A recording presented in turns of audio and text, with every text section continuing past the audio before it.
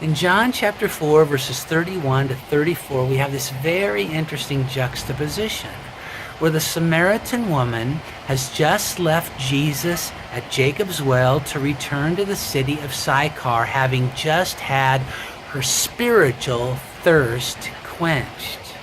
While at the same time, the disciples are returning from the city to Jesus to offer him food to eat. But Jesus says to them, I have food to eat that you don't understand. My food is to do the will of him who sent me and to finish his work. Now, he wasn't saying that his physical body didn't need nutrition. He was trying to teach his disciples about the true source of the fulfillment, purpose, meaning, and transcendence that we all long for. Early in Jesus' ministry, we're told that he was tempted 3 times by the devil, and the first of those temptations was to turn stones into bread after Jesus had been fasting for 40 days.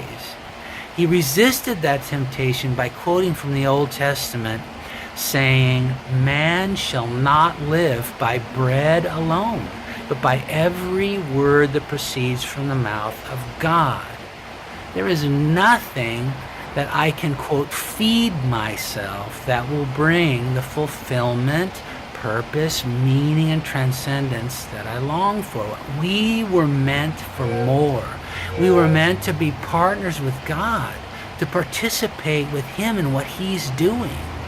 In fact, in the book of Genesis, one of the first things we see about Adam in the Garden of Eden is God involving him in what he was doing, involving him in his creative processes by assigning Adam to catalog the animal kingdom. We were meant for more.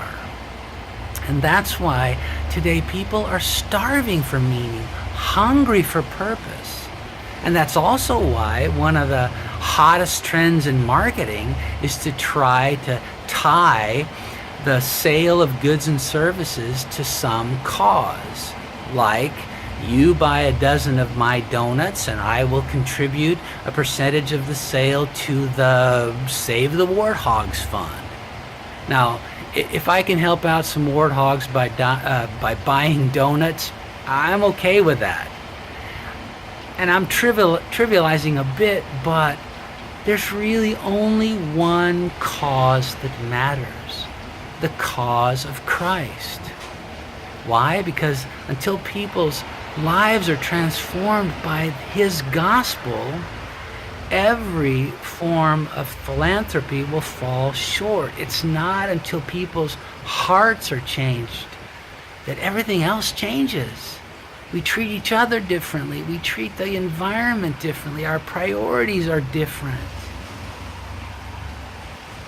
And being involved in seeing that happen, that's what brings true fulfillment, meaning, purpose, and transcendence. How about this? Today, how about you and I do the work of him who sent us to preach the gospel to every creature?